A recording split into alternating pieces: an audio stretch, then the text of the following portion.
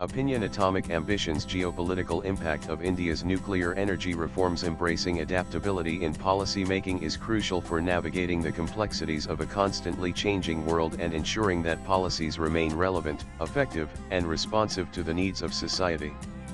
India is taking steps to open its nuclear power sector to private companies, a significant shift from its historically state-controlled approach. While the Atomic Energy Act of 1962 had restricted nuclear power generation to government-owned entities, recent policy changes and budget announcements indicate a push toward private sector involvement and global outreach. Union Minister Jitendra Singh, who oversees the Department of Atomic Energy, recently said that India will be able to address the apprehensions of the private sector globally about investments in the civil nuclear sector, which was opened up to achieve the ambitious target of producing 100 GW of atomic power by 2047. He also stressed that changes in relevant rules and legislation will have to be made to facilitate the entry of the private sector in the field of nuclear energy, which is currently under the tight control of the government. This policy shift is driven by the need to attract private capital, potentially increasing India's nuclear capacity and reducing reliance on fossil fuels.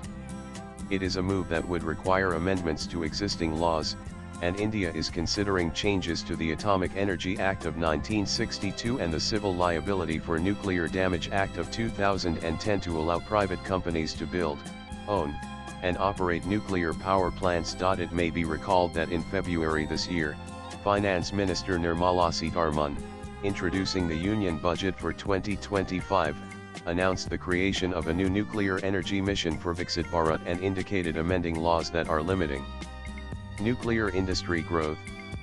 Viksit Bharat 2047 represents the government's vision to transform India into a developed entity by its 100th independence anniversary in 2047. The finance minister said that generating at least 100 GW of nuclear energy by 2047 is essential for our energy transition efforts. She added, for an active partnership with the private sector towards this goal, amendments to the Atomic Energy Act and the Civil Liability for Nuclear Damage Act will be made. She also said that a nuclear energy mission for research development into small modular reactors (SMRs) will be set up with an investment of Rs 20,000 crores (2.3 billion). At least 5 indigenously developed SMRs will be operational by 2033. She said. Many countries allow private sector participation in nuclear power generation, though the extent of this involvement varies significantly. The United States is a prime example, with large private sector participation in its civil nuclear industry. Some countries like Finland and the UK have also seen varying degrees of privatization in their nuclear sectors. Others, like China, Japan, and the United Arab Emirates, are also exploring or implementing public-private partnerships for nuclear power projects. Thus, it is a positive development that India is also taking the necessary steps to gradually open up to private investment in nuclear power by announcing plans to invite private companies to invest in nuclear electricity projects. Currently, the Nuclear Power Corporation of India Ltd (NPCIL) is the sole operator of nuclear power plants in India. The Atomic Energy Act of 1962 prohibits private sector control of nuclear power generation. The government is actively working to ease restrictions and attract private investment to expand India's nuclear capacity, and private investment is seen as crucial to achieving this goal. Amendments to existing laws are needed to allow private players to participate. The government is believed to be engaging with private firms like Reliance Industries, Tata Power, Adani Power, and Vedanta Limited to potentially invest in new nuclear power plants. Under this proposed model, private companies could acquire land and water resources, invest in plant development, and undertake construction activities in areas outside the reactor complex. However, the Nuclear Power Corporation of India Limited (NPCIL) would still retain the rights to build and operate the plants and manage fuel. Private companies are expected to earn revenue from electricity sales, while NPCIL would operate the projects for a fee. India is also opening its nuclear power sector to foreign investment, allowing up to 49% foreign direct investment, perhaps starting with a 26% cap and increasing it in phases. It is estimated that the opening up of the nuclear sector could create a 100 billion market, attracting global players. Some companies like Holtec International of the US are seeking to transfer small modular reactor SMR technology to India. India is also looking to diversify its uranium fuel sources and expand its vendor base for specialized nuclear equipment. India's decision to open up its nuclear power sector to private and foreign investment has been met with a mix of positive reactions and cautious optimism globally. While some see it as a crucial step toward bolstering India's energy security and achieving its ambitious climate goals, others express concerns about potential risks and regulatory hurdles. Concerns remain about the Civil Liability for Nuclear Damage Act of 2010, which is considered by some to have been a barrier to foreign investment in the past due to its potential for high operator liability in case of accidents. The Indian Civil Liability for Nuclear Damage Act of 2010 is a law establishing a framework for civil liability in the event of a nuclear incident. It aims to provide prompt compensation to victims and facilitate India's participation in international agreements regarding nuclear damage. The operator of a nuclear installation is held liable for damages, regardless of fault, in a nuclear incident. The government is looking to address concerns around liability and safety regulations to encourage private investment. The Civil Liability for Nuclear Damage Act imposes significant liability on operators, which may need to be addressed to encourage private investment. The history of nuclear regulation demonstrates a progression toward tighter controls and greater public and environmental protection, driven by lessons learned from past incidents like Chernobyl and Fukushima.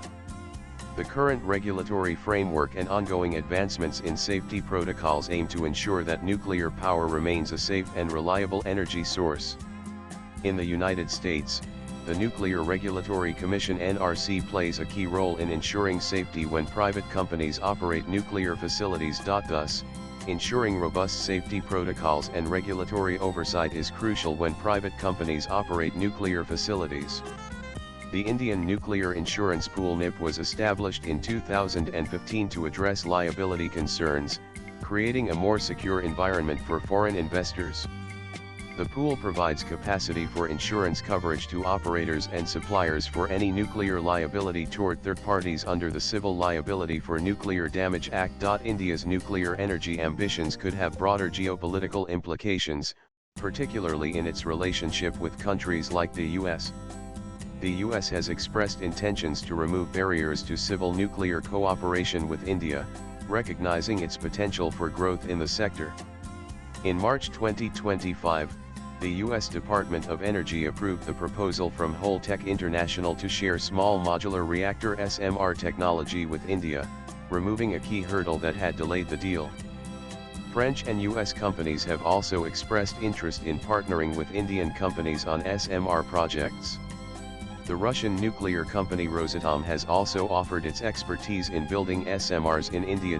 India has signed agreements with many countries for collaboration on nuclear energy, including the development of advanced reactors.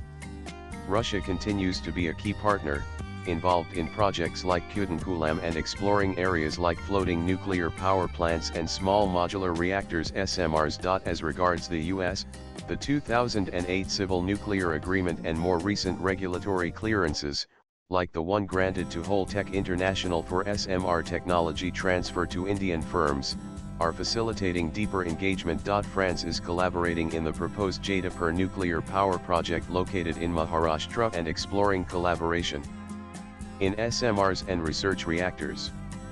The Geopolitical plant will have 6 reactors, each with a capacity of 1,650 MW and involves technical cooperation with Electricité Copyright de France. With Canada, India has a uranium supply agreement and potential for collaboration in CANDU reactor technology and related services. CANDU is a type of nuclear reactor known for its use of heavy water deuterium oxide as a moderator and coolant, and natural uranium as fuel.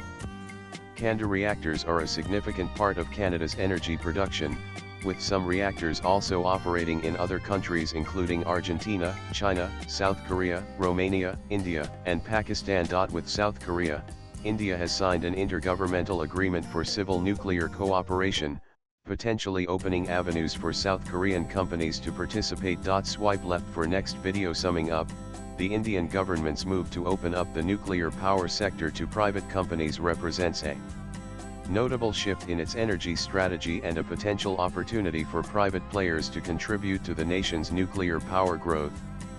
This policy shift, alongside legislative amendments, aims to boost nuclear power generation and facilitate private sector participation, including international collaborations. The move is expected to attract foreign capital and technology, potentially transforming India's nuclear energy landscape. Addressing public concerns about nuclear safety and waste management is essential.